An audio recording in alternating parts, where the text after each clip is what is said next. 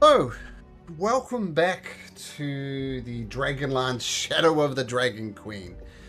As we're moving towards the end of the adventure. Just so you know, there are 7 chapters, and we're just about to start chapter 7. I'm not sure how long it takes. 3 to 4 sessions has been thrown around, and then we'll get into Crown of the Oathbreaker. And didn't see my message. I learned today that they're in fact planning to do 5 books in that universe. And the 5 books each have an overarching campaign arc, so they're all interconnected. So we've got Crown of the Oathbreaker. I've already ordered Torrents of the Spellbinder, Spell Hoarder, something like that, which will take you from 15 to 20.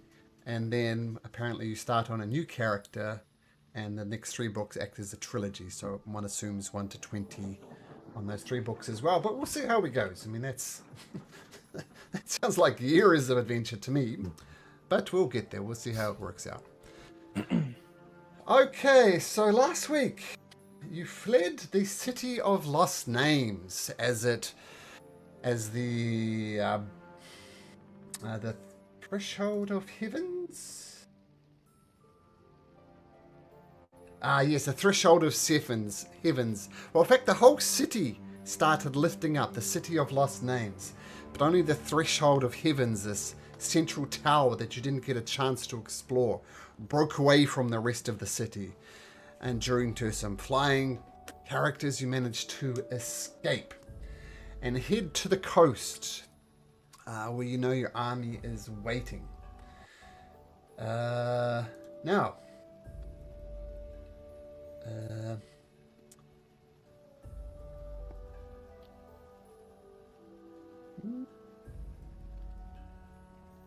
one thing I want to add. Yeah, something I Yes. remembered I was going to ask you about was on the way over here. We couldn't have flown for all the time, I think, because of time limits. Ilva would have tried to call Atgeir with this. What's this? What do you call it? Calling, the way you call the cows home from harvest. What's it called when you send the cows out to, feed. Same thing with horses. I'm not sure if that's realistic, but yeah. I was just gonna try to call for him, see if he finds his way out of that cellar. Not optimistic. Edgar is no simple draft horse. They're a war horse. They know what to do. They know to flee crumbling buildings as this entire place has fallen down. And so you found her out in the wastelands and calling her, and she comes back to you pretty quickly. So you have your horse back. So that's a good thing. Okay, good. Thank you. Can't have Edgar being lost. So as you're leaving the City of Lost Names, oops.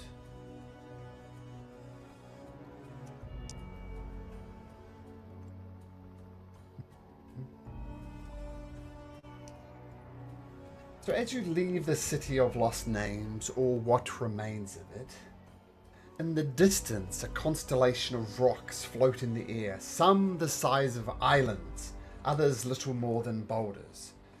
However, the largest island advances south from the ruins, positioning itself above the reassembling dragon army forces. The island holds aloft a sinister temple with otherworldly violet lights gleaming from its cracked walls. Its exposed foundations crawl with creatures of blackened bone and violet flame. As you watch, several of these skeletal dragons with tattered wings spread tattered wings lurching into the sky to circle the citadel like gigantic vultures.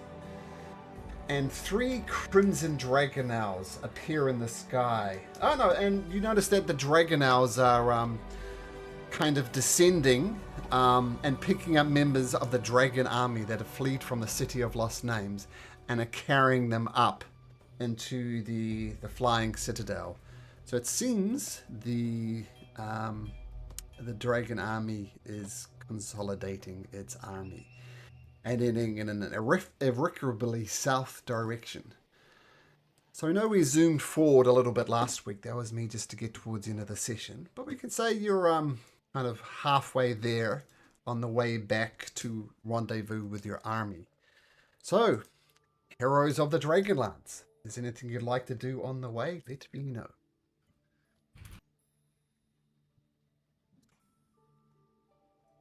Well, I I would assume like we might be moving to- at fast pace. Sorry. Space, yep. No, go ahead. Well, I think that's it, right? Just a fast pace. Okay, yeah. Yeah. I will send not today because I don't have it prepared, but the next day, animal messenger to the city. I'm gonna put it now. Okay.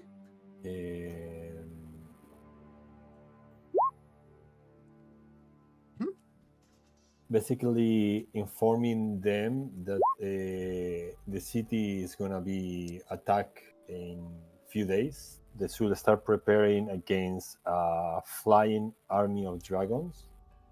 Mhm. But we bring Ilva, the hero, the captain of the army, holding the Dragonlance. Okay. Now that's so it's 50 miles near. You know that you're gonna have to wait a little bit longer to get there, because the creature can travel 50 hours and 50 miles in 24 hours. So it's gonna have to be closer than when you get to the city. And if I do higher spell levels, it lasts 48 hours more. Well, I need to say about 3 days to get there. So if you cast it at the appropriate level, then absolutely. And so, Okay. once again, Tay, what's the message saying? I forgot how many words. I think it can have any number of words. No? I think it's not like I have to count them. Yeah. So the city has to prepare for an attack of the Dragon Queen army that will include dragon elves and dragon-like creatures. But should not worry because the army is coming back with their captain, Ilva, who is holding the Dragonlance. Cool. And what type of animal messenger are you sending? The fastest one I can get, which probably could be something like a flying falcon, for example. Okay. Whatever it is, we can assume that it flies. So we'll say a falcon.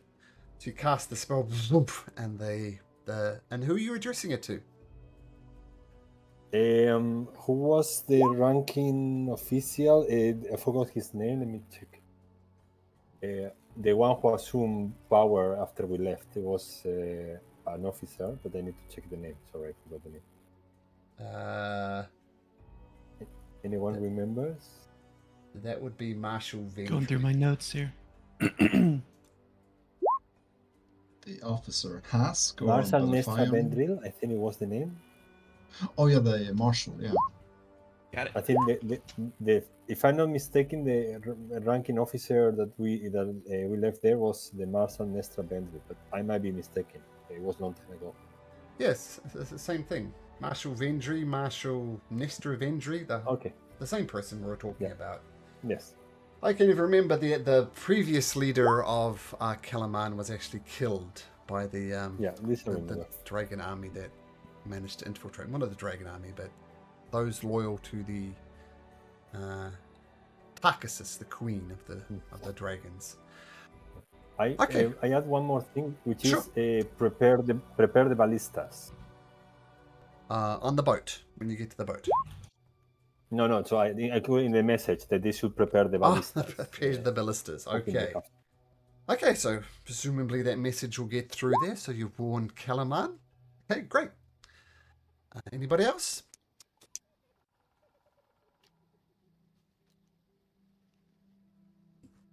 I think it was going to be a bit tired. Probably gonna shower Atgeir with affections and brush his pelt, I guess. Feed him carrots and just try to see what the morale of the rest of the army is. Do we have a estimated number of how many are left? Well, far too many to think of taking on this floating dragon army. We started with 250, I think, probably down to about 100. If you remember, they did give you the opportunity to get into the City of Lost Names, but several men were lost, plus in this retreat as well. So morale is down. I mean, you're here to defeat the dragon army, and you literally brought an army with you, but in a certain sense, you got your butt handed to you, and now a very scary-looking tower is heading presumably straight for Calaman, so morale is a bit down.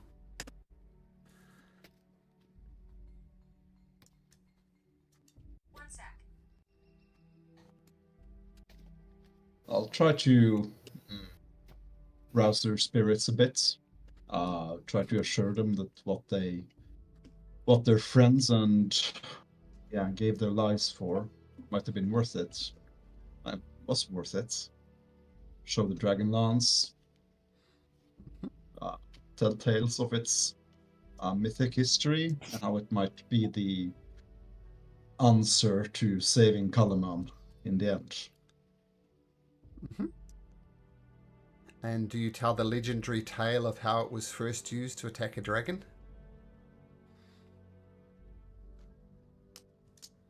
Mr. Double One's Christian? Yeah. Oh no, not that part. we can bend the truth a little. They don't need to know what really happened. She's gonna. Well, she's not gonna purposely lie, but she's going to tell what it's used for and how good it is when it works. And it works. Very good. Okay, make a persuasion check to see how well you can raise spirits in these troops. Yep. Okay, very good. 25. Nice. Spirits are risen. They know that they're going to no doubt have another battle at Calaman. That's what everybody's predicting, and there's a lot of talk about they may have getting away this time, but we'll be lying in wait for them, ready to kick their butt. A lot of them are, as opposed to despondent before, you've turned them around to more angry. They want revenge for the people that have lost. Many of them lost people in Vogler as well. So you've turned things around. On the way, what is the ship doing over there? I moved the wrong thing. The ship goes inland. Okay. On your way, I'm kind of changing time a little bit here. But when you're about a day from reaching the ships at the Dreadwolf Cove, 3 crimson dragon owls appear in the sky bearing riders in dragon army armor. They pursue a 4th dragon owl, but this one has no rider, and its scales are of a coppery hue. A dragon army whips a net at the desperately fleeing quarry, and the unfortunate creature tumbles from the sky, crashing not that far away from you. What do you do? Well, isn't for the best of the group, but it's what Atlas would do. He immediately dashes for the creature. Yeah, I mean, we've learned enough to know that the coppery one is likely good.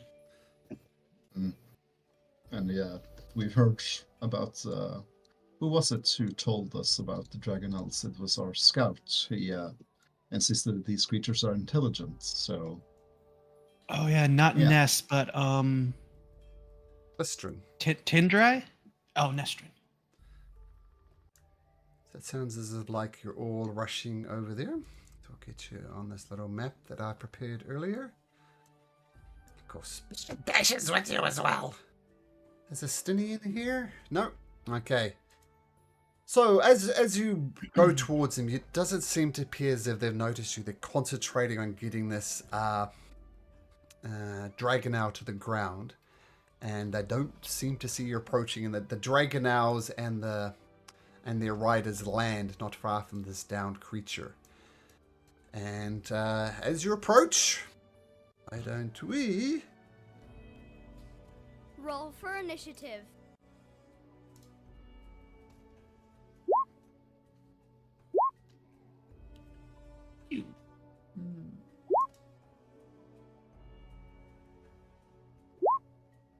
Is Plod really at only 10 HP?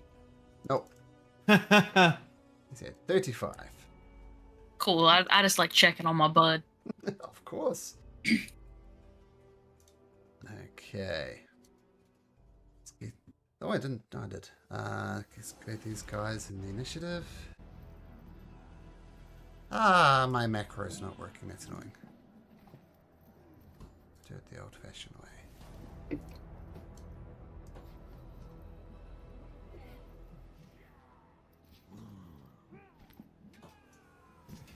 And of course, Plod. We can't forget Plod. For those of you who speak Draconian, which is a few of you by this stage, you hear the Dragon Army officers, even though they're human, they're speaking Draconian. They're saying things like, "Hey, we will break this wand and we will bend its will to the dragon, to the will of the Dragon Queen." So they're wanting to break this creature as it pathetically flaps under its bindings. Edgar, look at you, natural 20. Was that a natural 20? Oh, 19. Indeed. 20, dirty 20. So with he's gonna wait for my turn since my touch. Yeah. Okay, we'll just move Edgar down there, and we'll give her a 17 like you. Okay, Plod. It's gonna duck behind this rock over here. Pop out, and there's Anvar sitting right next to him. Anvar, Dragonel or Riders? Who should I shoot? Shoot the one that's closest. And Anvar is gonna point at this one. Right. And he gets his bow out, thinks for a second, and says, "By the will of Paladin, I strike thee down!" And he fires out a guiding bolt, which hits with a 13. Ooh. And just Nice. slams up against that creature with a boomf, and does 13 points of radiant damage. And the Dragon Rider lights up. Next shot against it will be advantaged. Alright, I've set you up. Tayo, your turn. Do your worst, Tayo. Tayo, so you do have advantage on this. And just to say once again, they're all on the ground. Checking out this person.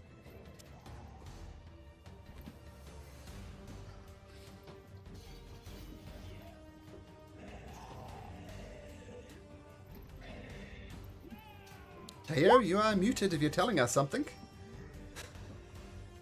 Yes, I'm talking alone, sorry. I shout to them, do you got dragons? Here you got one.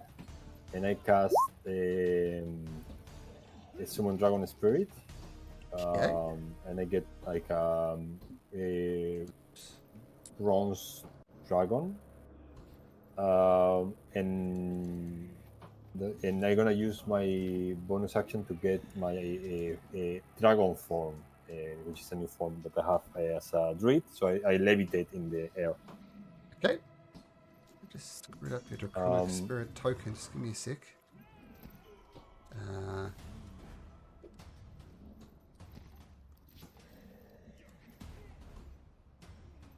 Okay, that'll be better.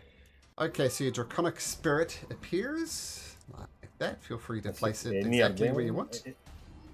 It's large, but doesn't matter. I cast it here. I think it's 60 feet, but it doesn't matter because it can move. So it moves here, and it's going to attack this rider. Okay. So 2 attacks. First attack is one more than what I rolled there, so it's 15. 15 against And Dragon. I have advantage, sorry. Yeah, 15 I misses. have advantage. I miss. That The also second one. misses. Yeah, the second one without advantage. Yeah. That's 24. I guess it's a hit. Yeah, so the dragon army parries the first one quite easily, but then the dragon takes advantage of the opening and pierces it for 11 points of damage. And as this dragon spirit appears, the dragon army officer says, "All right, everybody to the airs. We'll take him out from the air." Tayo, is it your turn? And now No. the breath. The breath and your... They have to do a dexterity saving throw, DC 17, or get 2 points of let's say psychic damage. Okay, so No, sorry, it has to be the other one. Cold damage. cold damage, and this is on the Dragon Rider, and it's a Dex save, did you say? It's all. It's the rider, this dragon nail here, this other dragon nail here, and All this three. one. It's 30 feet cone. Con. 16 for the rider. And the 2 dragon owls. Dex. 16, 3 11, and or 1. 19. What's the DC? 17. You get either 3 or 1 point of damage. Dragon army. Rider takes 3. And also takes 3. And the last one takes 1. Okay, nice. As a dragon breath explodes on it. Okay, perfect. And they're definitely panicking, wanting to get to the air. They know they have an advantage there. Why wouldn't they? Okay, very nice, Tayo. And you're concentrating on that, of course. And Anvar, what do you have? Well, multiple options, I guess. I just don't know which one to choose. Shall we see? I want to do... Really cool. Yeah. I think I'll do a little bit out of the order. 150. Yeah, I can do that. It's our friend. So, Andor is going to cast Sickening Radiance on No. the right above the dragon, actually. Okay. What? Yeah. So I'm going to, I don't know how far like the dragon is sticking up from the ground, but Andor is going to place the Sickening Radiance about, let's say, 10 feet above the ground. Okay. Somewhere around. Can I make it linger? Linger. Aren't we trying to save that dragon out? Yeah, the one No, on the he's- ground, right? Yeah, he's putting it above the dragon owl 10 feet. That way, if they go to take off, they're going to hit the Ah. damage. So it's in the sky like a trap. Oh, I Yeah, see. use this one, because it'll stay in place. Okay, cool. Slightly better. I will. Old school. Old school. Old school. So I'm going to place that there. Is it gonna affect the dragon spirits? The dragon spirit is at the floor with them at the moment, so no. Keep in mind. Oh, it's is it on the floor? Like you said, you put it at 10 feet, no? Yeah, 10 feet above Then it's ground. fine. There's no problem. Okay, cool. a 30-foot sphere, though, so if you raise it off the ground, physics would say that your area of effect is going to be less. Yeah. I'm going to put the... Well, this will bring some geometrics into the perspective, which we don't care too much about, I assume. But I I'm care. going to... You care? Okay. Yeah, so it's more I'm like that going- size. I shrunk it a little bit. Okay, thank you. I'm going to place it so that the spear isn't hitting the dragon, at least the one on the ground. So let's say, yeah, the deepest point shouldn't hit the dragon, at least. Okay. I think that'll be fine there with 10 feet up. Oh, no, I'm going to make it a little Yeah. bit smaller. Let's make it that big. So the point's right next to the dragon, but the dragon's not actually in it. How's that? Okay, perfect. That's fine. I love that. So when a creature Anvar's moves- Okay, cool. Yep. And Andor is also gonna move up a little bit. And he's going to... And he's going to... Well, end his turn.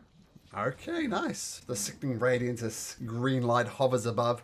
Should have made that radius green, but that's right. Ilver and Attiger, what do you do? Yeah. Atgar's gonna dash. So his movement speed is now 120. Let's see. Yep. Dashing. Thunders across the battlefield. Yeah, let's see if I can take out their means of escaping. No, don't have to do that now. Oh, trying to not to select the big cone. Oh, sorry, I'll lock that Let's down see. so you can't do that anymore. Yep. Ah, good. Dashing over here actually, and I'm gonna attack this dragon officer a few times. Let's see, precise strike for the first one. Okay. That's 22. 22 hits, yep, with the Dragon Lance. Against the officer, I assume. Yeah, you said the officer, yep. Yeah, So I'm 10 gonna points. reroll that Okay. 2 into 1, and I'm gonna reroll that 1 with Piercer into a... Oh, come on. Okay. That's 9 points of damage. Yeah. Okay. But better from a precise strike damage. Another 8, nice. So, yeah. I'll make the next 2 normally. 20. Oh, wait. 2. 17. Sorry, yep, 25 hits again. For another Yes. 13 points of damage. I'll make that a demoralizing strike. So I'm shouting something in Kerr, the language, and he's gonna be surprised or something, and has to make a wisdom saving throw or become frightened to the end of my next turn. You rolled a natural 20. Natural so he's not 20! frightened of you. That's okay. And yeah, I'll take a third strike. Let's see. 3 attacks now. It's nice. That's the my last miss, one. I assume. Finally, he parries the attack. Yeah. And as a bonus action, I'll rally myself and give myself some temporary hit points. Okay. Very nice. Okay, so charging forward with Edgar.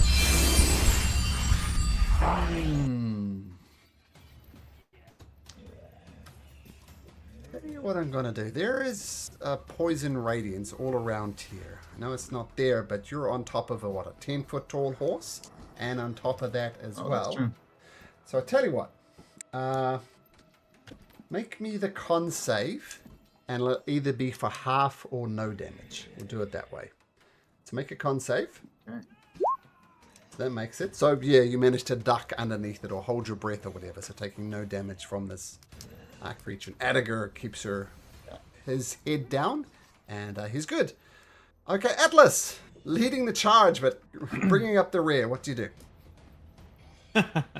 Okay, quick question. Since they didn't see us and we're running into this, is this all a surprise round? I think with everything that's happened with the radiance and stuff, no, not a surprise round. Okay, no problem. All right, let's see here. Let me go back here. I was not fully in a square. It was saying 31.9. Okay, there we go. 30 cunning action, 30 normal dash to the dragon, and I'm going to in Draconic tell it, don't worry, we're not with them. We are friends. We will help you escape. Careful. Shiny sky above. Dangerous. Stay low. Okay, pathetically struggles in its net, unable to fly anyway, but it looks around and it is panicking, but it does maintain a low height. Almost in a sense, it doesn't really have a choice. We can call that That's your... it. That's a... Oh, okay. Yeah.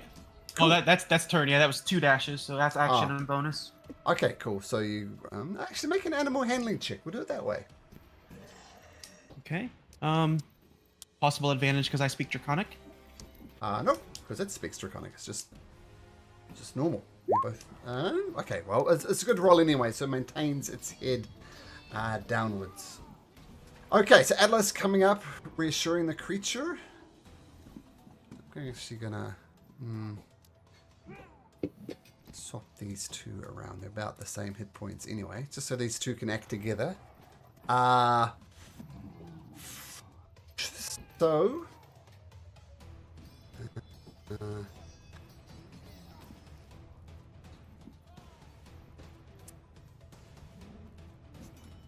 The Dragonale is going to attack the Draconic Spirit, starting off with a rend attack. What's its AC? For the Draconic Spirit? Is it 19? That would be a question for Tayo, I think. Fail. Dragonale's your Dragon Spirit AC is 19. It hits. I think it's 19 exactly. Okay, well, it rolled an 11. I'm just confirming. And I see we have 14 plus the spell's level. Yeah, 19. Yes. see we have Estinian here with us. Hello, Estinian. Hey. You are muted. Wakey, wakey. Oh, I'm here now. Hooray! Well, you're in combat now, so why don't you roll me initiative and then I'll explain what's happening.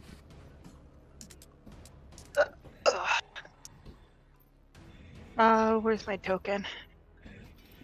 Right here.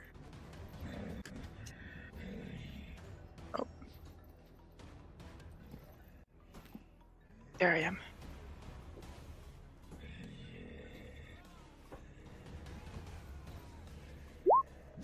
Oh, there we go. You can go right after we've done this current round. Natural 20 is a nice way to start this. Oops, natural 20 would put you there. Okay, and by the way, Christian, wasn't the Iron Maiden concert awesome? Iron Maiden t-shirt. Yeah, absolutely amazing. It was kind of half music and half an actual show, right? With all the Eddie stuff that happened on stage. Very cool. Yeah. Did he go on stage with full samurai outfit or? Yeah, he did the samurai thing with the sword fight, and then did you have the one where he kind of had that gun thing? He was shooting Eddie like with fireworks. I'm not sure if I remember that, but maybe. Very cool, anyway. Yeah. Okay, so the Dragonale took one swipe at the Draconic Spirit, misses, takes another swing at the Draconic Spirit, and this time it does hit with a dirty 20. So your Draconic Spirit takes 13 slashing and 6 fire.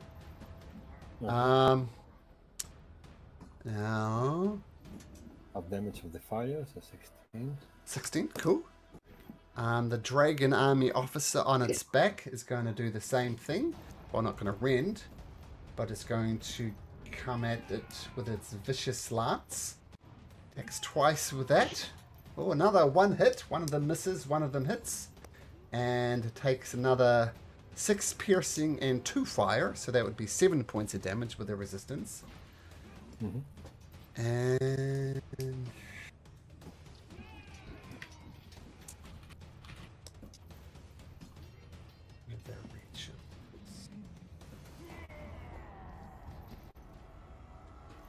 And it shouts out, "Attack the Knight of Solemnia!"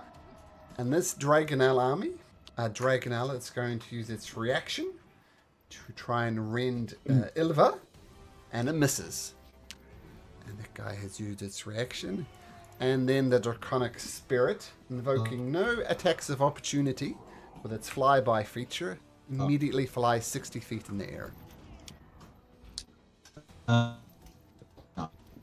By the way, did it start the turn inside the radiance? Oh, it will go through the radiance. That is true.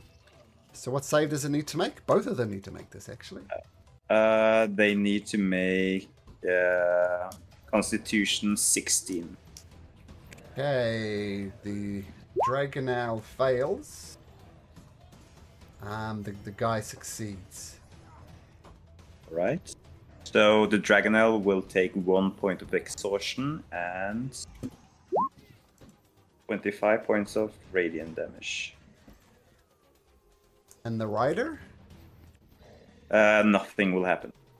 Oh, nothing will happen. Save or suck. Okay, but Yeah. the Dragonel struggles, goes through there, but does raise 60 feet up in the air. It's glowing a little bit. I don't think that's going to matter. But nice. And a point of exhaustion for it. Yeah, it's got the point of exhaustion on it. That's cool. Okay, that's a neat spell. Okay, so that's that combo's turn. Now, this dragon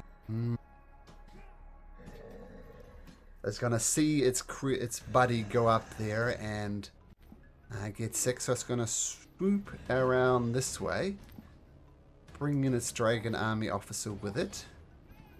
I'm going to say the Dragonel's been below, but the Dragon Army Officer is going to do the same thing that had Ilva do. Make a con save for half or nothing. It rolls an 18, so it also dodges a Sickening Radiance. But then reaches, so the Dragon Army Officer, up there so they can act together. And the Dragon Army Officer looks at Ilva wielding the lance. Are you on 47 hit points, Ilva? Yeah, did we have a long rest before this? No, we didn't. Oh, no, you Oh. did. No, you did. No, you long rested. We did. This is just a day Yeah, out. because we from leveled up. it. We did. Yeah, long rest. So you should Oh, be okay. on. So you're on full hit points. Oh, okay. Let's see if I can. Yeah, it's gonna take me not far too long. I didn't take any hit points, so that's okay. I used the precise strike and demoralizing strike. That's true. Okay. Yes. The dragon. We got some lance on lance action here. So the Dragon Army Officer attacks you with its vicious lance, attacking once, twice. The best was a 19. Does a 19 hit you nowadays? Yes, because I'm too far from Anvar. How long does love last? It's a very philosophical question. It was 7 days. We've had 2 long rests, so he has 5 days left. It's a 3-day travel to the ship. So, Okay, so he would have 2 days left then. okay. Still love is still there. But 19 still hits with love? Yeah. Oh, you're too far away. You're too far away. Okay, so Lance has managed to skewer you for 12 piercing and 1 fire. The second one works. He then uses his assault orders to order this. No, the dragon, that's too far away. No, it's going to save its orders. Then the Dragonel will also attack Ilva, making 2 rend attacks. Both of them miss with a 10 and a 13. Then it retreats back, invoking no attacks of opportunity with its flyby ability. And I say with all the flying it did to avoid that, it only goes up 20 feet up into the air. Win! Oh, sorry, we'll do Estinian first since she rolled so well. Estinian, what would you like to do? I can. Oh, Gwyn can go first for this round. I'll go after the dragon thing there. Oh, sure. Okay, Gwyn. Okay. Because of like their up in the airness, how far are they really from me? I would say this guy. Well, that's 60 feet. Was that 120? Perfect. Still in my range. So, I will steady aim at dragon. Imagine Gwyn sticks her tongue out at the side of her mouth as she's taking a steady aim. And with Arson's bow, boom, fly straight and true. And that will be sneak attack damage, given that it was advantage. Okay, nice. A dragon. That was against the Dragonel? Yes. Okay. Another 4 damage as bugs swarm on top of it. Nice. Okay. Then yeah, I'll do my second bow attack at the same Dragonel as well. Okay. This one not steady shot, but it hits once again. So no sneak attack damage. So that's 9 damage. Yes. 9 damage. Okay, as the arrow slots into it, it struggles. It is barely maintaining its height, but it does survive the attack. That's all for me. Oh yeah, I guess that's your bonus action and everything. Okay,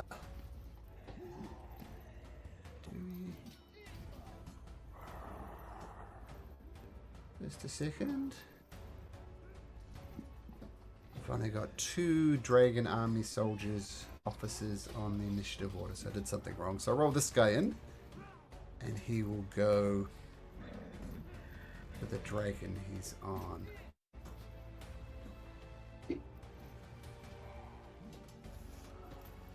This guy be with him. You got that right. 1, 2, 3. Yes. Okay. So this combo over here.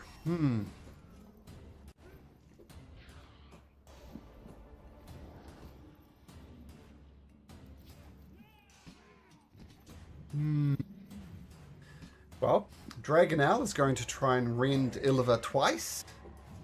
Rolling a 15, which will miss. And another 15, so that'll still miss. The Dragon Army officer will say, "For the Dragon Queen!" and attacks twice with its vicious lance.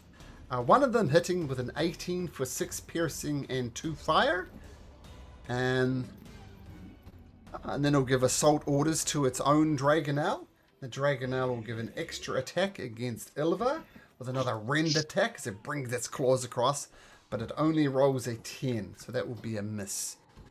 The Dragonel will use its flyby ability to not invoke attacks of opportunity, go immediately to the south, and then rise up 40 feet in the air. And that will be their turns. Yep. And the Dragon Army officer used his assault. It's really cool. Okay. Estinian. Alright. These guys are way too far away. So I'll start by going 35 feet for my movement. Which one looks the most hurt right now? Oh, this one up here, well, without a doubt. Gwyn took some good shots at it. Plus it went through the sickening radiance, so yeah. It's looking rough. How far up is it? It is 60 feet up in the air. So 60 feet up, 50 feet over. That'd be like, what, 80 feet? Yeah, this one is 20 feet up, if you prefer to go for that one. But almost. This took a little bit of breath damage from the Draconic Spirit. I can try to take a longbow shot at the top one. Sure. Gonna be a big fall for the rider. Would be. But the arrow. I think that misses. Pretty sure I that do misses. have another shot, Misses. though. 13 misses. 9 also Nope. misses. I'm not great with a bow. Yeah, a lot of arrows flying, but none of them hit. The Dragon Army officer is especially appreciative for this. That'll be my turn then. Look, Estinian, this is how you do it. And Plod brings out his short bow. He'll be attacking at disadvantage, but he takes Gwyn's lead and sticks his tongue out at the side of his mouth, takes a shot at disadvantage. Shit! And he goes and ducks back behind this rock. Teo. Okay, so this one is 20 or 30 feet. No, 50 feet, and this one is 30 feet, no? 30 feet, 20 feet, 60 feet. Okay, so then I'm going to spit on my hand, and I open it into the air, and a big wave of water appears, floating in the direction of these 2 dragonels. I cast Tidal Wave. Okay. They have to do a DC 17 dexterity save, Can you bring up the description for tidal wave? Yeah, sure. Good. Yeah. Wave of water. So it can be up to 30 feet long and 10 feet long. 10 okay. feet. And I did some checking. I think with the distance that they have, I think it hits both of them, even though one is higher than the other.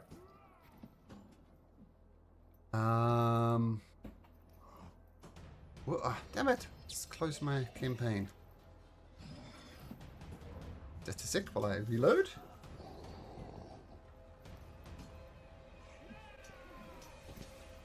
If the tidal wave is 10 feet high, sorry, how high does Yeah, it go to? but these guys are 30 in feet? 3D. No, can Oh, I no. do it in 3D also? It doesn't say that it has to be on any surface. So Looks like it says it's 10 feet tall. yeah, 10 feet wide, 10 feet tall, and 30 feet long. Okay. He's just conjuring it like in the air. Yeah, I put it. It doesn't say that it has to be on the floor. I'll say what happens is you cast it above and it crashes down upon them. So a big, huge torrent of water goes down on there. So that'll work. And it'll be for these two here, right? Well, the two dragonels and the two raiders. 30 feet long. Oh, okay, sure. Yeah, I see what you mean. Okay, so let's do the Dragonel's saves first. And it's a DC 17 save. This could be bad, actually, for reasons. So, the one they have no closest to you hover. fails. The one further to you fails. So, Do they have hover? no cover. They're up in the ground. There's no cover up there. But this is going to be No, but extra they- bad. Yeah, because if they don't have hover, they fall. Oh, Which was hover. my- I thought you said cover. Yeah. Yes, no, they don't have No, cover. sorry, hover. My bad. No, they I don't think they do. No, they don't. So they're going to fall. But let's do the Dragon Army officers first. 2 deck saves for them. Oh, they both make it. So they get knocked prone, but that's the least of their problem. So they take half damage. Okay, so they both take 8 points of Yes. damage. And then they fall for all of them. Okay. So yes, they both come crashing down.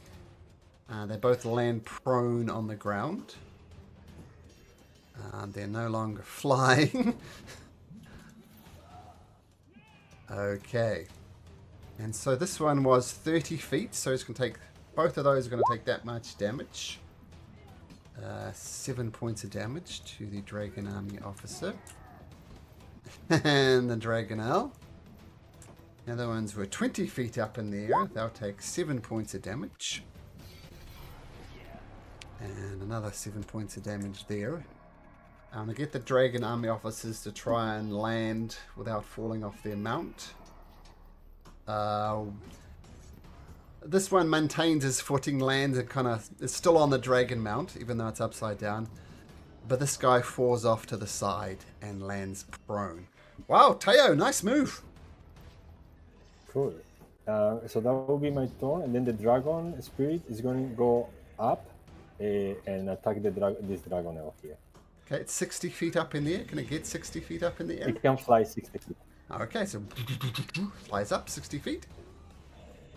So it's going first attack. 20 to hit. 20 hits. 11 points of damage.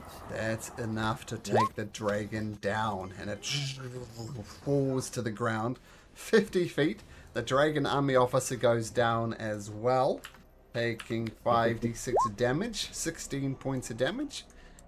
And I'm going to Plus the say, since he fell from such a large height, he automatically lands prone on the ground. Wow. I think he also takes the radiance damage again. Only if it enters it. It's a subtle wording on it. Okay. So it needs to make the decision on its turn to move into the radiant zone. Okay. Then it does my turn. Yep, so, wow, regardless, Tayo, that was an amazing round. Well done.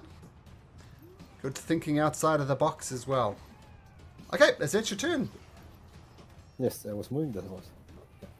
Okay, Anvar, still concentrating on the sickening radiance. What do you do?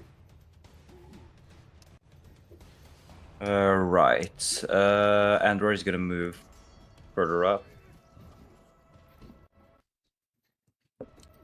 And so this Dragonel is currently prone. Yep. What about how's like the stages of this Dragon Army officer? Oh, Is he prone as well? No, he managed to land on his feet. The other Dragon Army Okay, cool. officer didn't, but he managed to land on his feet. Okay, I see. That's the case. I think I'm. Have both of them taken damage? Yes, they will have been falling from the sky, so yes. And the tidal wave as well. Perfect. Lovely. I far away.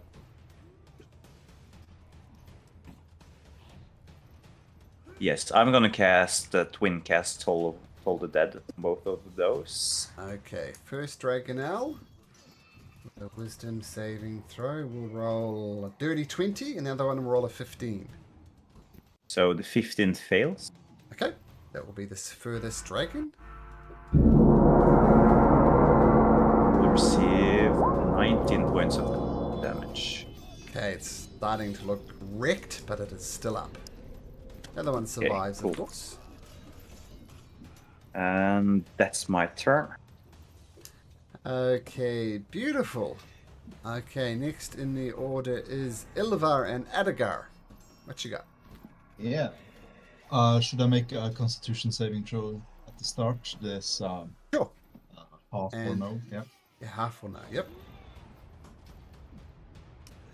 Oh yeah. Okay. Good way to Natural start. 20!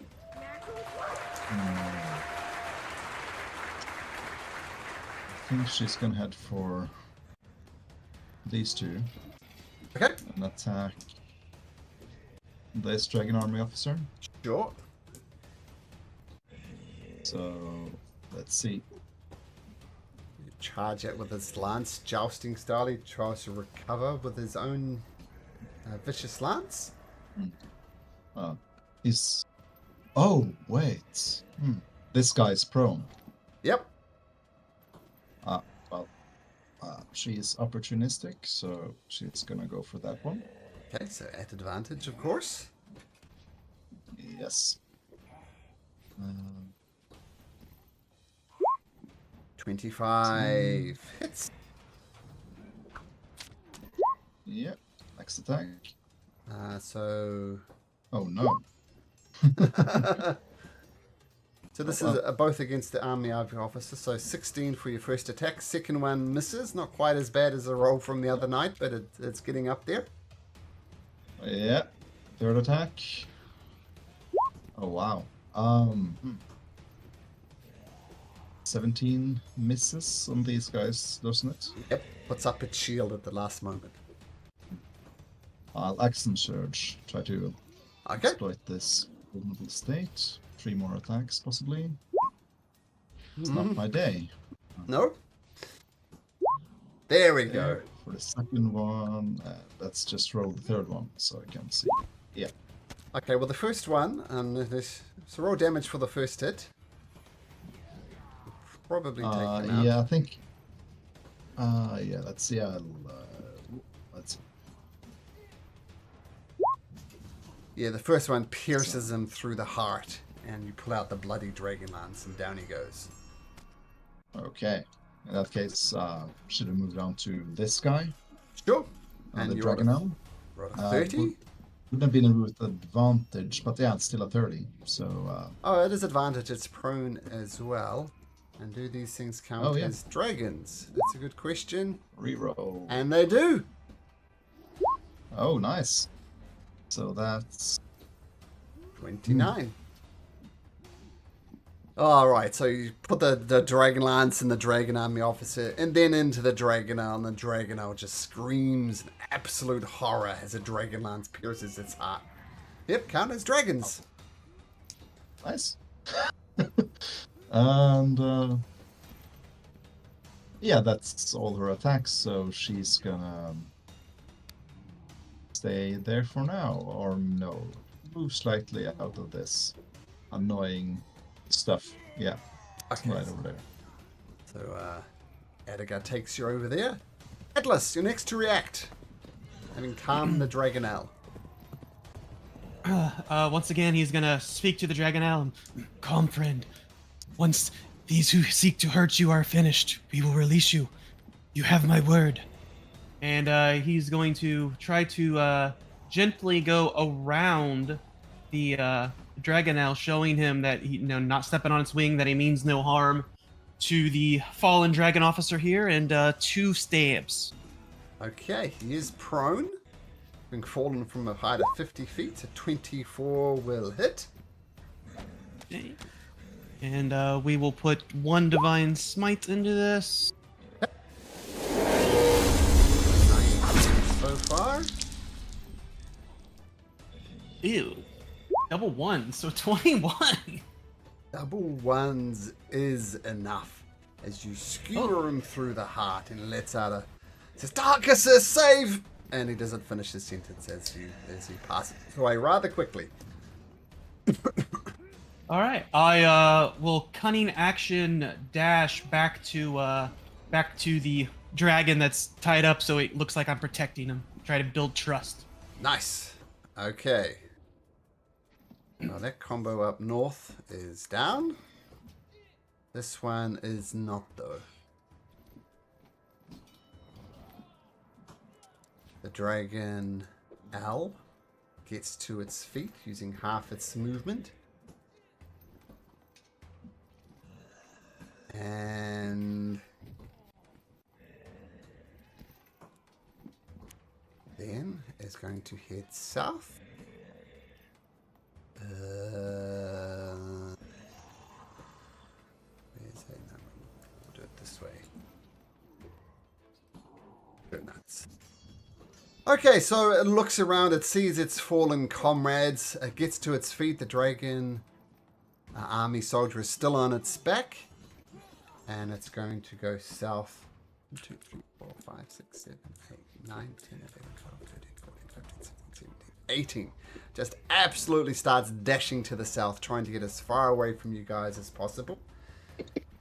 As it's leaving, though, just to be vicious, the Dragon Army officer on its back pulls out a heavy crossbow, aims it twice at Adagar, rolls a 21 and 19, so imagine both of those hit.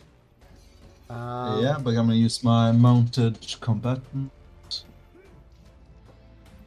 You could force an attack targeted at your creature to target you instead, so...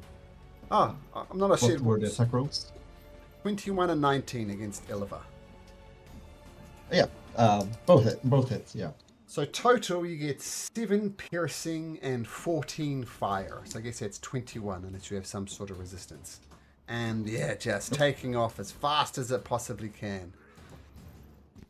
Gwyn. Okay. So at this point, it's taking off as fast as it can, but how many feet away is it? It's just like 5 feet in the air, just hovering just above the ground. Okay.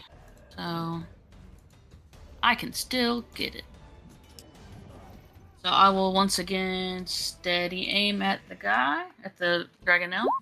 Ah. Oh, Natural 20! Ah. Nice. Okay, and steady aim. That's keeps on adding up. So that's 17, 37? 37 plus 9, 46? Yes, sir. 46? Ugh. Thump. Dragonelle army crunches to the ground as this beautiful shot from Gwyn hits it. I say the Dragon Army officer falls off and he takes 3 points of damage. I want to get him dexterity. Nah, actually with a net. Oh, actually that's not right.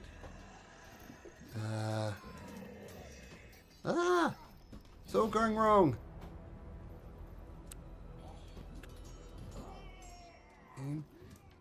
Dragon thing is down. And the fallen thing takes 3 points of damage. There we go. Okay, beautiful. They'll have another shot up your sleeve too. The guy is... Oh, sorry, I was doing a dex save for him.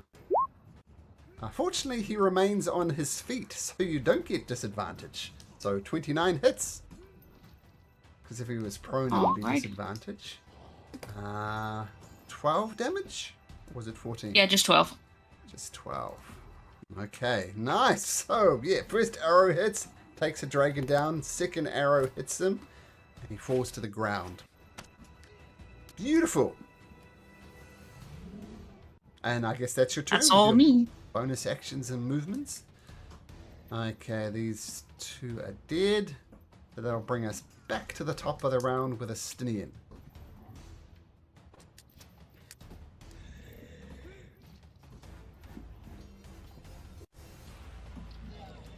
Muted.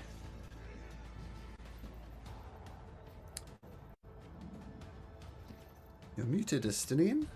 Did you tell us your monologue?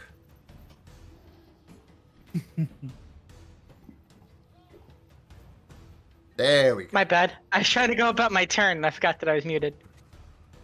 So I'm going to run down here. Not the first to do that, and you am I won't be able- the last. Am I able to jump this distance or do I still need movement left? You still need movement. Jumps is just part of your movement. So if you jump for 30 feet, that counts as 30 feet of movement. Because I can jump up to 40 feet as a long jump. What's your movement speed normally? 35. Oh, that makes it weird then. So you can do a long jump of 40 feet. Sure, let's do the rule of cool. Just for this turn, I'm not going to make this an absolute rule. But you bound over, jump off this fallen tree here in the wastelands and pounce right next to the Dragon Army officer. Springboard off of this tree Cool. and make a jumping attack on this guy over here. So it says a jumping somersault attack, because that's even cooler. Okay, jump attack. Oh, man, the natural 20s keep coming. Oh, wow. And then Well, not the greatest critical, though, but still that's 16 points of damage. Oh, 19 points of damage. And you get 3d6 normally for your jump attack? Because if you wait. do, you get another 3d6 because it's a critical hit. yeah, extra damage increased to 2d6 at 7th level, 3d6 at 10th level. Another 3d6. 7, okay. So Estinian, bouncing like a little jumping flea, comes and carves into this Dragon Army officer. The Dragon Army officer thought it was safe, didn't take into account the jumping flea. Okay, nice. Do you get another Just attack? jumping and just impale into the chest, and I will make another attack. Okay. Estinian. Plunge the spear out and like dab him down into it. That's a how do you want to do this? Yeah. So I jump off of this tree back here to take like a running jump, fly through the air with the spear like outstretched, plunging it down into the Dragon Army officer, pulling it back out of his chest. It like slams it hard into the ground. Nice. Very nice. Okay. Okay, so with the battle over, Also for the jump feature in case you need to see it. sure.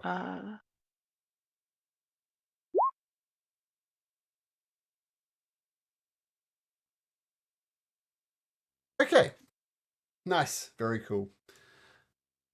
Okay, as the battle stops, the sickening radiance does fade. And Atlas, you're right next to this dragon, paying an extra special attention. So, what would you like to do? First, I will, in a good manner, but also a stern manner, shout to Yulva, Put that away. Creature's already scared enough. Hinting Was at your about dragon to, lance. Yeah, I was about to write it in notes. And Shield next. then he'll calmly speak to the creature as he's trying to use his claws and his mouth to break and pull this net away. Ease. Like I said, we mean you no harm. All in Draconic. We seek to end the dragon army and their chaos. If you would help us, we would be much obliged, but go on your way if that is what you choose. Just live. Be safe. Kind of growls back in your direction. It seems to be able to understand you, but it just growls back in a low, rumbling growl. Can you make me a strength check to try and remove this injured dragonel, the net off this dragonel? Decent 15. So you do rip the net off its back. It looks absolutely wrecked. You know, these things are strong, magnificent creatures with a faller tucking from the net and everything. It looks wounded. But it gets up on its haunches and looks all around you and lets out a low grumbling snarl.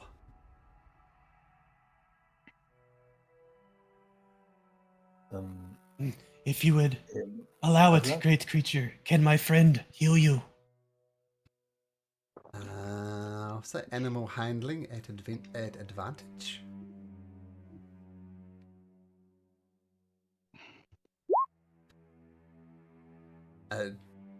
You think it understands.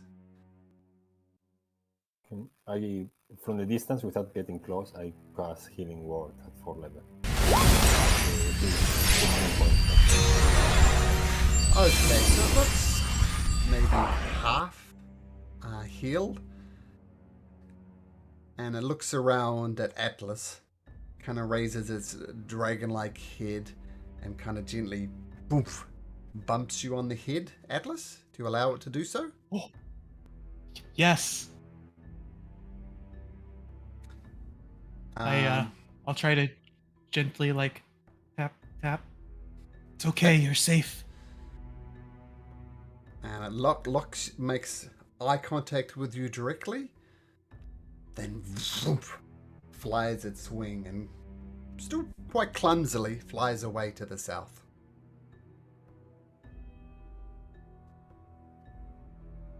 We did a good thing. Abukak will bless us.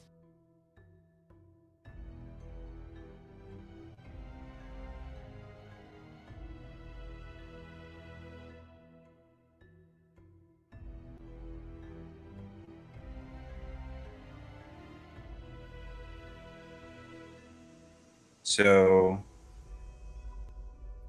what should we do next, guys?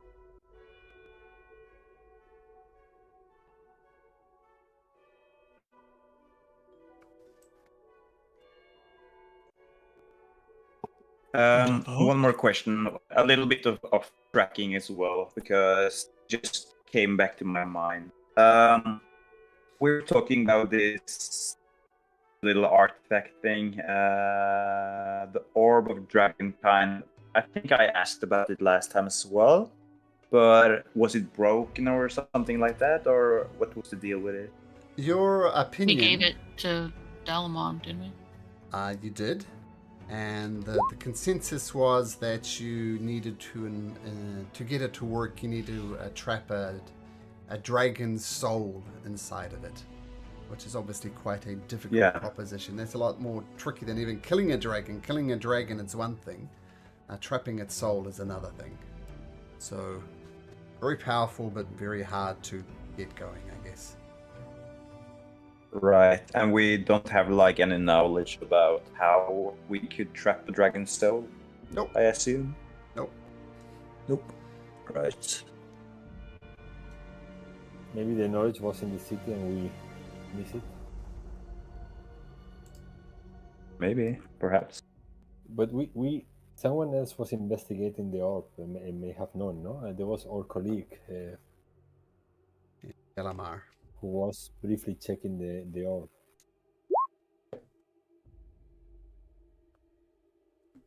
What's his name?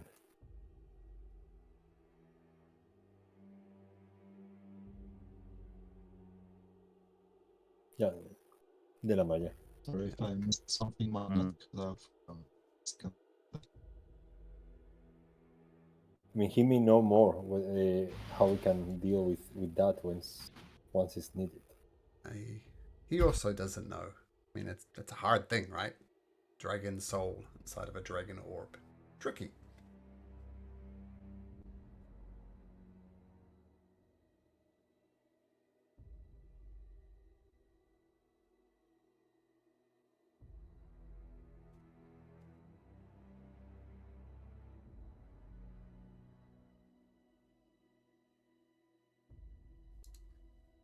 Okay. Continue on then, back to the armies where we're going, correct? Sure. Yeah. Okay. So you continue your way east and feel free to take a long rest along the way. And you make it back to the ships easily enough. 1 day left for the power of loves, my friend. Oops. Fade. I clicked the wrong button there, sorry.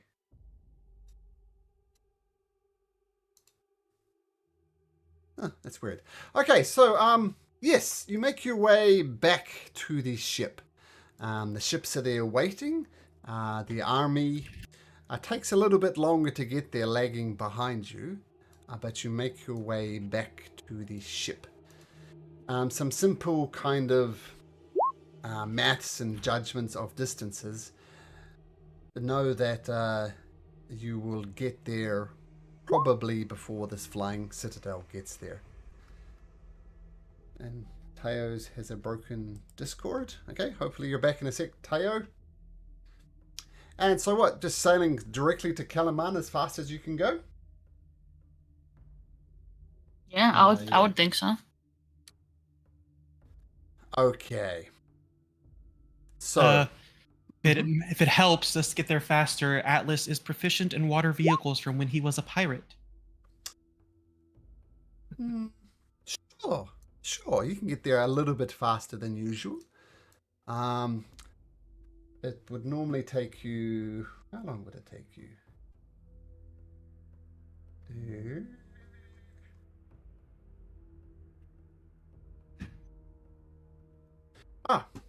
Strong winds actually favor you. And with Atlas's navigational skills, will normally take a full 24 hours. But you get there middle of the night inside of Kalaman. And you find yourself back in the city. It's pretty much how you left it. You get the map of Kalaman. Been there for a while. There it is. And you arrive back in the city of Kalaman. You depart the ship pretty quickly as the crew members in the army make the necessary arrangements for disembarkment, or the supplies and restopping and everything like that. And you guys are in the harbor. What do you do?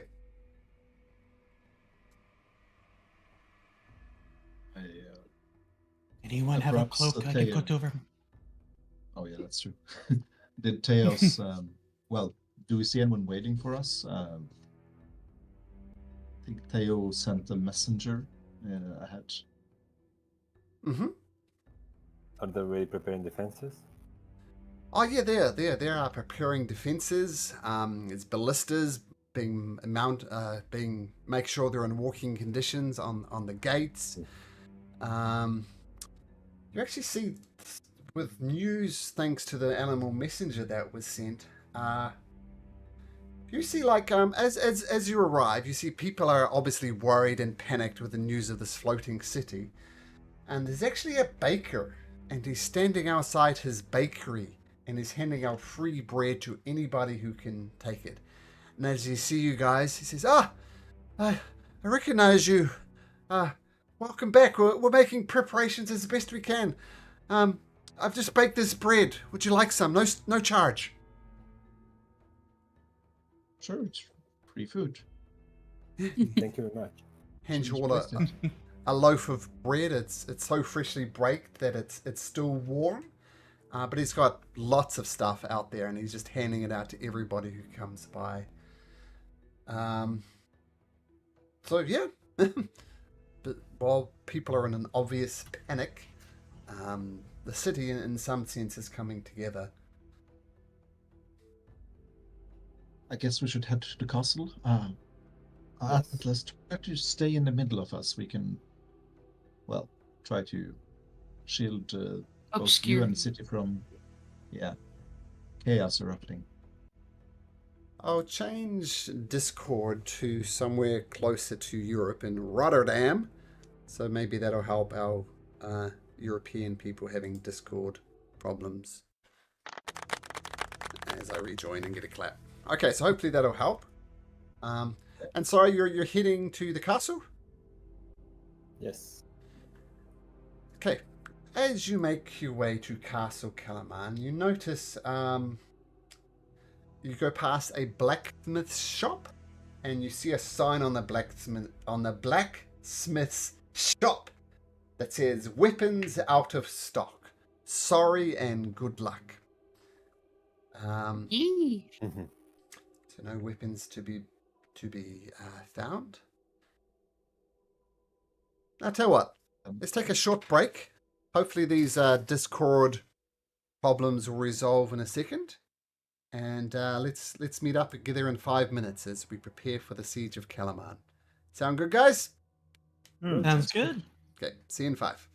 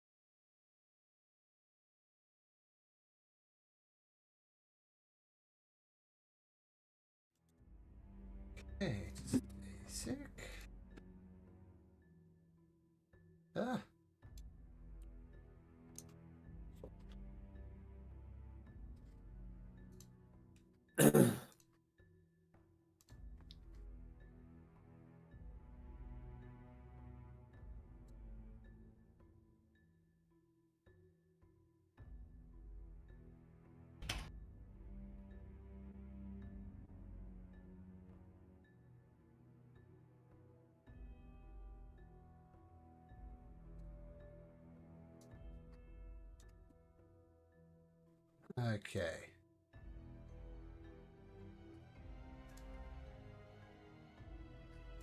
What?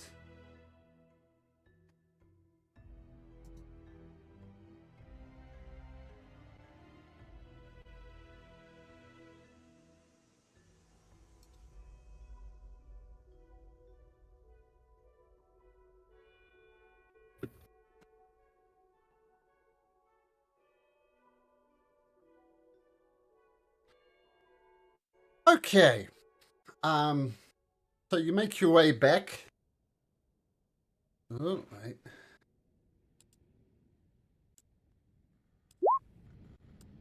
To the Castle Calaman, and you immediately go to where the council chambers are. The last time you were here, you were at the scene of a massacre, and you come into the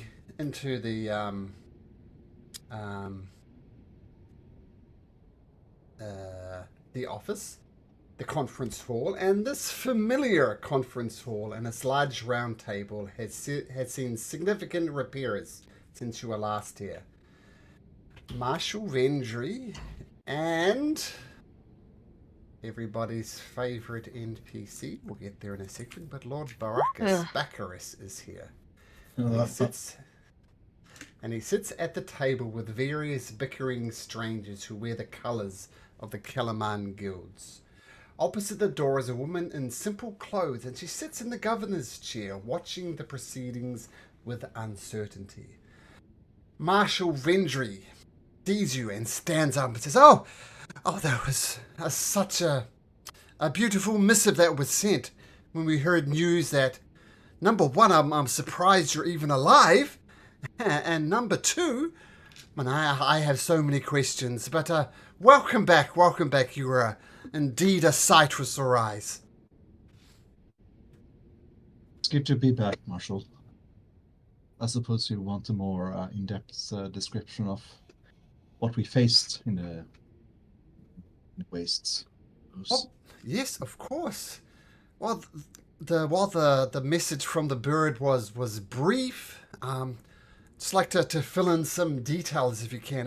How many exactly flying citadels are there? How many do they have?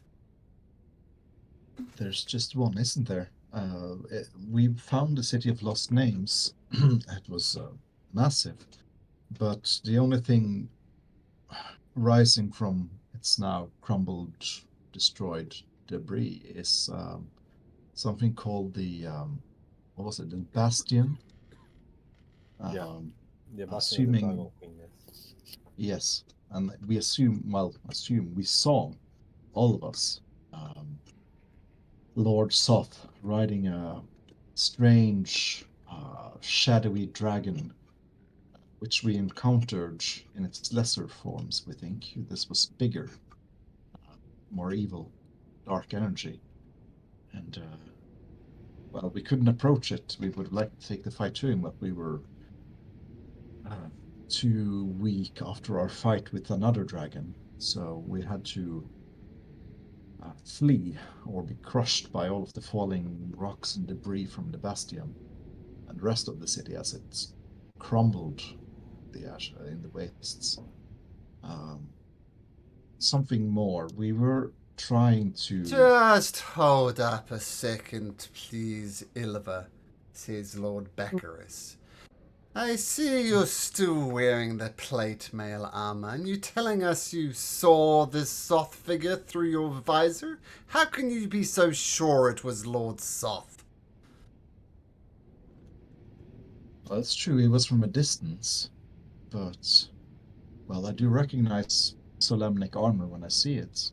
It wasn't the same as mine, of course, but... It could have different. Been anybody. So maybe not Lord Soth is coming. And what I heard next is something about a cowardly retreat with Calaman, your sacrificial lamb. So you put your needs of yourself against the needs of Calaman? I think you're talking about yourself, bro.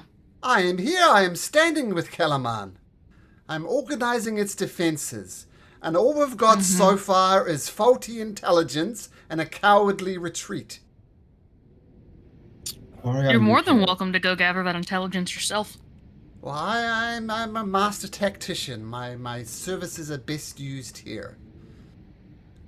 But you agree it was a cowardly retreat. Marshal Vendry, are you going to allow another mistake by allowing this man to influence your decisions?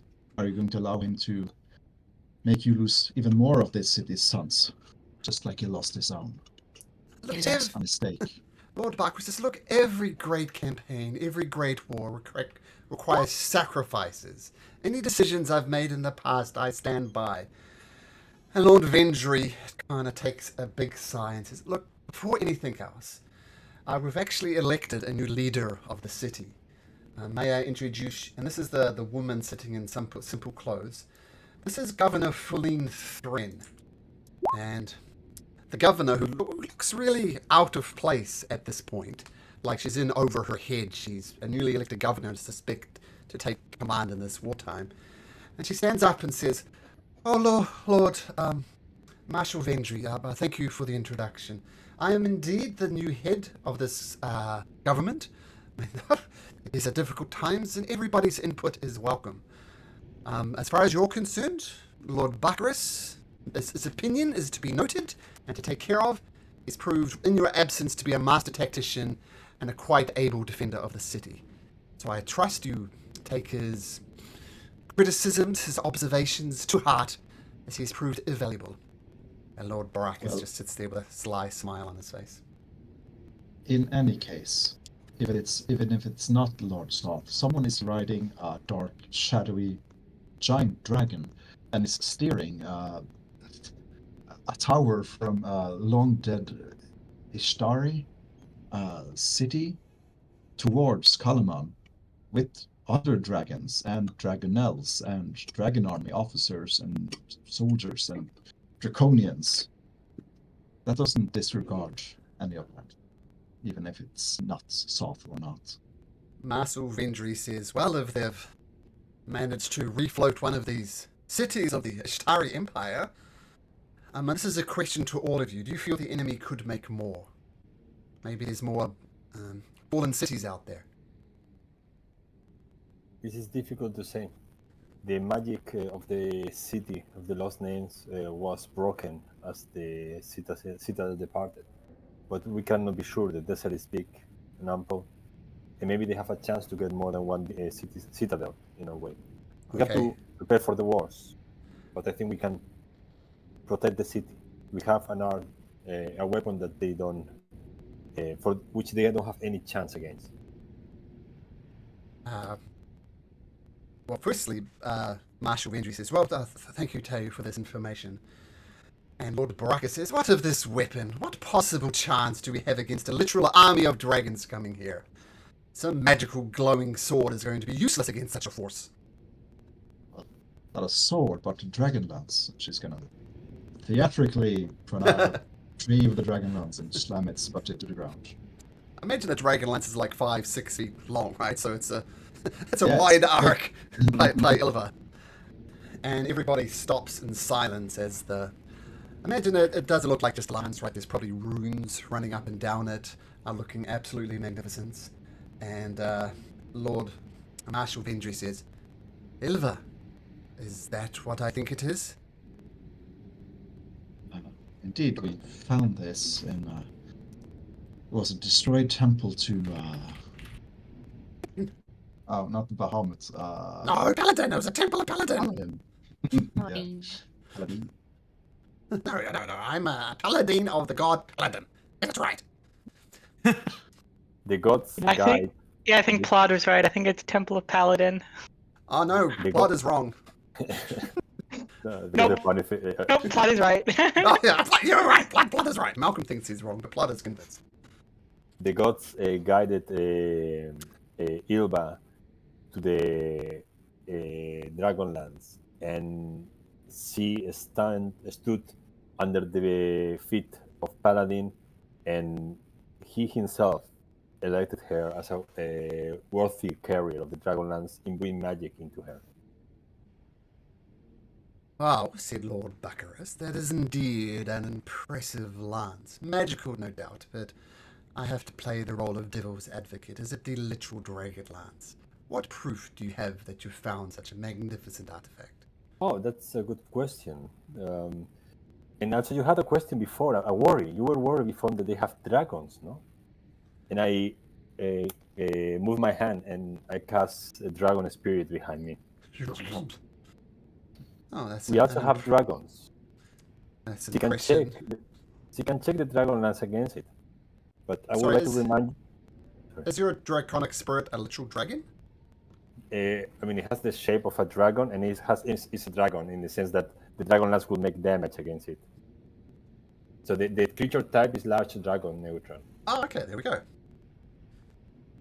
Lord Marshal Vendry says, well, perhaps a demonstration, Ilva. Well, I could, but this isn't a real breathing living creature, right, Teo? Give me a second. I have to talk with it. It's a spirit. It doesn't feel your harm, but of course, it has its own pride. And I talk with my spirit, telling her that it has to be banished by the Dragonlance in order to convince others that first she's a dragon, and the Dragonlance can help us. And I allow Ilva to attack. Well, if I get Teo's blessing, I'm gonna do a just not to make a fool of myself, a precise strike, and do an attack. 2 ones. 19, I believe. It hits. I was waiting for the double nat ones to come back. Oh boy. I think it. Yeah, and it is indeed a dragon. It's a large dragon. It's a large dragon, yes, it is. I can. Maybe. 35. Why don't you explain to me, Christian, what it looks like when a Dragonlance hits a dragon? Well, you see the tip of the spear pierce into it, and like a sort of how should we say this? A sort of magical tearing. Like you see, the blood begins to boil and flesh doesn't close. Exactly when they pull it out, it's sort of just seems to grow more open. Nice. Lord Baracus is about to protest, but then he stops short and perhaps thinking of the next question. Well, it seems you have indeed found the Dragonlance. I must say I'm not comfortable with this thing being here. Perhaps you could dismiss it, or maybe hit it again with your Dragonlance. But he says that. Marshal Vendry said that. Okay, then I dismiss it. Yeah. Disappears. Well, as I said, I have a series of questions. How does a citadel fly? How does it work? What information could we use to perhaps bring it to the ground? The other one that we saw that they tried to float, it had some mechanisms inside, some ancient machines that channel magic to make it fly. I think if we can get inside, maybe we can manage to make it fall. Lord Baracus says, so you were in a flying citadel, you had control of it, and you didn't bring it to the defense of Kalamar? The other flying citadel was not prepared to fly farther. The dragon that we fought and killed tried to make it fly and fail. You have too many questions, Novartis, and it's quite interesting coming from someone who has a reputation of going to brothels and peeing outside in front of others.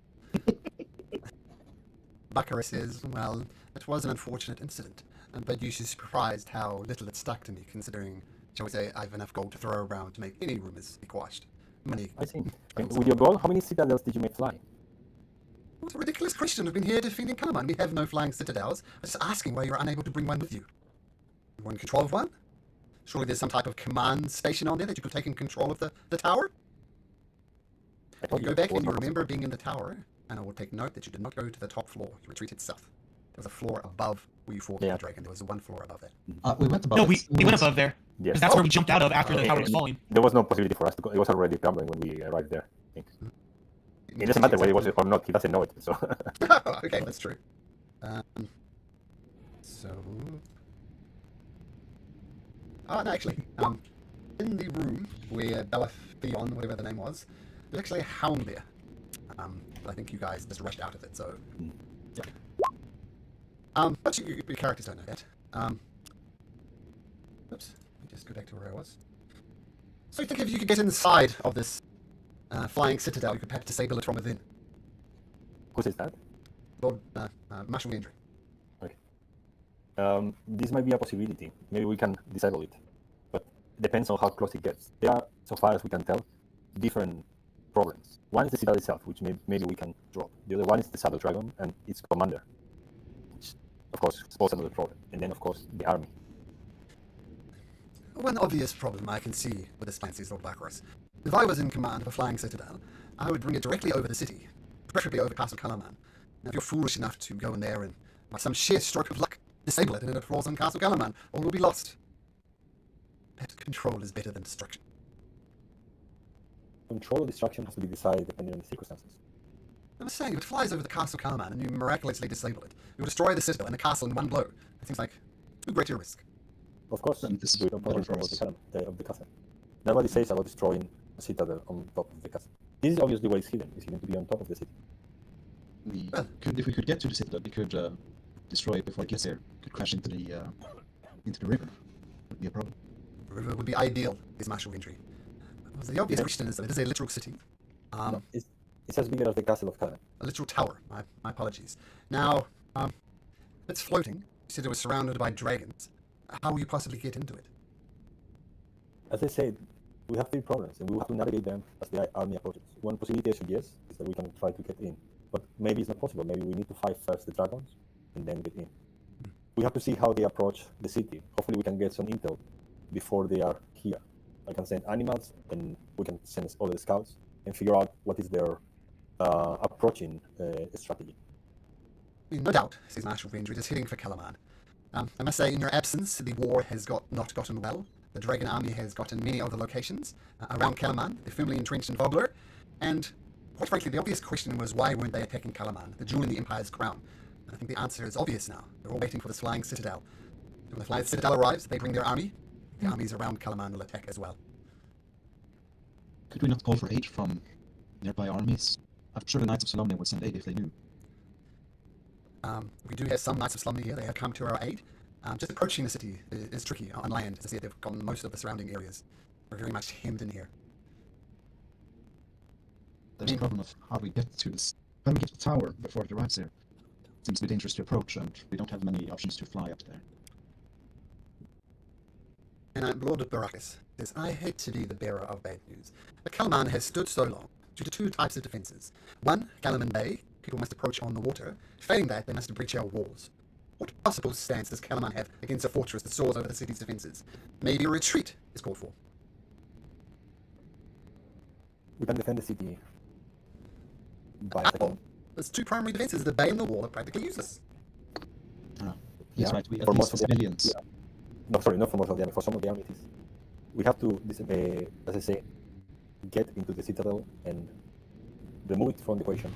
But we have to defend the sky. And for that, we have Ilva and us who can help. You're right, Destiny. Ideally, bring it down away from the city.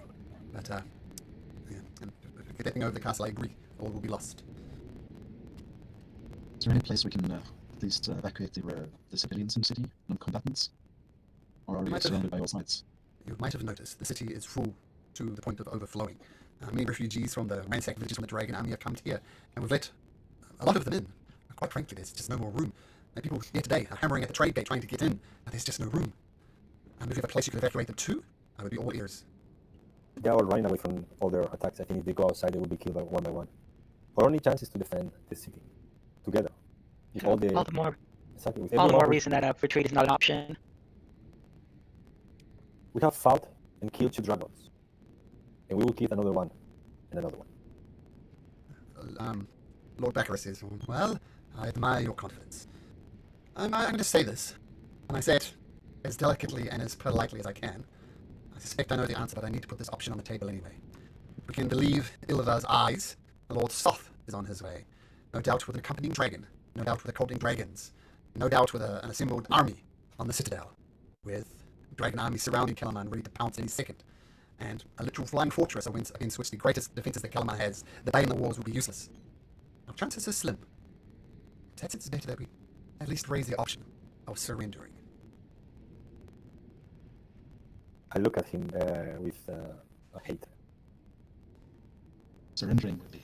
No, I don't think they would take prisoners. We've seen what they do. They didn't take prisoners in Vogler. So death sentence for everyone in the city if you surrender. And raising it as an option. All they do is experiment on prisoners. Tell me, lizard man, would you prefer it to be experimented on? Or would you prefer death? I've already been experimented on. Why do you think I look like this? I didn't want to make assumptions, but you didn't answer my question. Knowing full well what it is like to be experimented on, would you choose to be experimented on, or would you choose death? I would advise death, unless you want to live in constant pain like I do. How about taking a step down, experimented on, or a life as a slave? Slave. I imagine your opinion is shared by many of the populace. They don't want to be experimented on. They don't want to be dead. Surely living a life as a slave is preferable to death. Which is why I, once again, is raising the possibility of surrender. Life in slavery is still alive? And not a life worth living. You're surrendering not only your future, not only yourself, but our future, our kids, and kids for kids. I know that you lost yours, but we still may have family that can live in peace in this place. I look at the other two because I'm done with this guy. My lady, everybody's coming to this city for help and for answers, and we cannot give, direct answers. We don't know what it will be the end, but we have to fight for what is right. We have to fight for our families and for our future. If we negotiate with these people, it will be at the end of us forever. We have a chance, and we have everything that is needed to make it happen. We cannot be cowards. We cannot sell our future. Yes. Is it not more important how we live rather than that we live? Marshal Vindry gives Ilva a respectful nod. It is wise words from a Islamic knight. This is how we live. Surrender, Lord Baccharis, is not on the table. We surrender, we have zero chance of living our lives in peace, and with all the obstacles that you put out, Lord Baccharis, about how Kalaman would fall, I think you're right. The odds are 1,000,000 to 1, but I'm prepared to roll those dice. Are you with me? Looking at Anvar, Atlas, Estinian, and the rest of you. As Sularis with Mythos, my honor is my life, always. Let's prepare the city. You have my lance. I will defend the city Kalaman. What about you, Gwyn? Gwen will just nod. She's been silent on purpose. Okay. Pluttis, and you have my short bow! I will defend Calaban even if it's my death. Look, some cool new spells. I will shoot the dragons down one-on-one. Those SOBs have no chance against us. I will also try to do my best. If this course of actions may lead us to save the most amount of lives, I will certainly try to do everything in my ability. So. Lord Baccharis, being chastised by Marshal Vindry, takes a moment to react as you all played your bows, your lances, and so on to the defense of the city. And our Lord Baccharis turns his eyes slowly towards Anvar. And he says, Anvar, when you left, you wore the white robes. Now you wear the red. Pray tell, enlighten us all. What happened?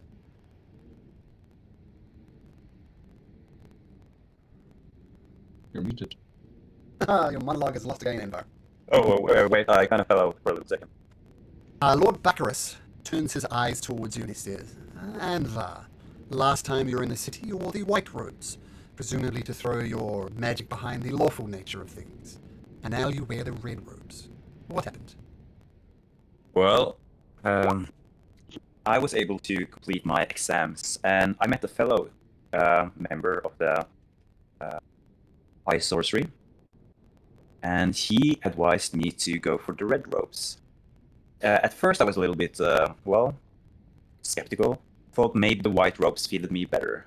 But after doing a little bit of thinking, maybe balance is better suited for me than going either one way or another.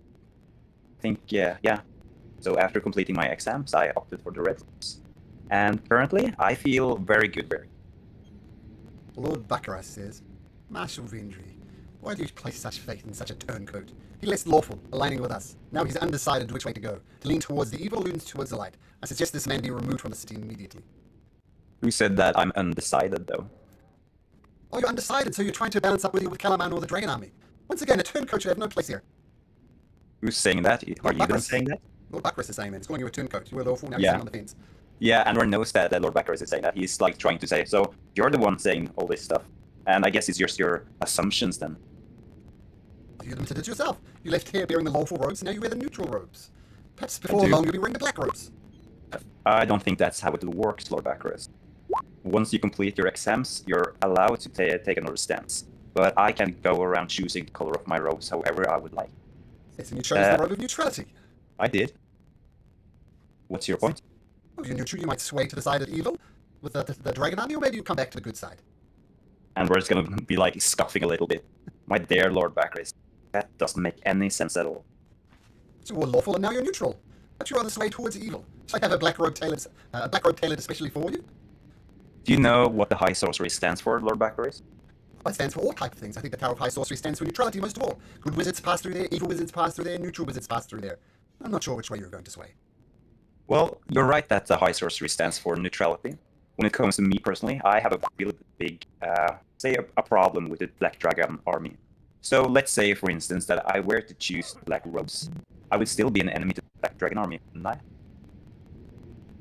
Marshal Vendry, seeing Gwyn notching an arrow, Astinian finds her grip on her spear. Blood, seemingly losing interest for a second and going after the hors d'oeuvres, eating them a handful at a time. So Blood's not adding to this at all, he's just enjoying the treats. Marshal Vendry says, Lord Baccharis, we do respect your opinion in most matters. These people have brought us back intelligence, they brought us back valuable information. With a word for them, we would be blindsided by the Citadel. They are valuable allies, and I do not respect you besmirching the reputation of Anvar in particular. Perhaps it's best you leave this council chamber and attend to other matters. Lord Baccharis said, well, I would do that, but you see, and Lord Marshal Vendry, it wasn't a question. Lord Baccharis gathers up his robes and leaves the chamber. And we're just gonna shake his head in like, not really disbelief, but like in, oh my god, what an annoying character.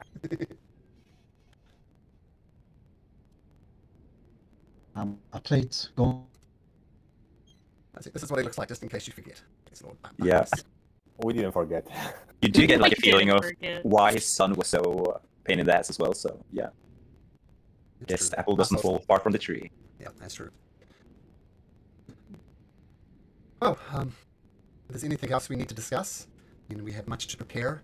One good thing is the city is coming together, people are sharing, but it is not good out there. Is there anything else you wish to discuss? I know it's late at night. Do we know how long it will take more or less for the Citadel to come? More or less at the pace it was going? Make an intelligence check, Anvar. See if you can Tayo, I think. Yeah. Oh, Tayo, sorry. Tayo. Just intelligence or any particular skills? Straight intelligence. You got this, Teo. A 6. Could be here in a day, could be here in 3 days. You're not sure. Judging by the speed it was traveling, the distance, its travel, obviously it can travel in a straight line, anywhere between 1 and 3 days. Do any of the rest of us have a better idea of how long it'll be? So- If anybody else thinks they would have the necessary mathematical skills, you can make an intelligence check as well. If you don't think it would be applicable to your character, then no. I have combat skills. I don't know if that would apply to plotting out a castle's route. Sure. So we'll see what Astinian gets. We'll combine it with wins. You think Tayo's a little on the short side. Maybe have a good day to prepare. Okay. So I think we need to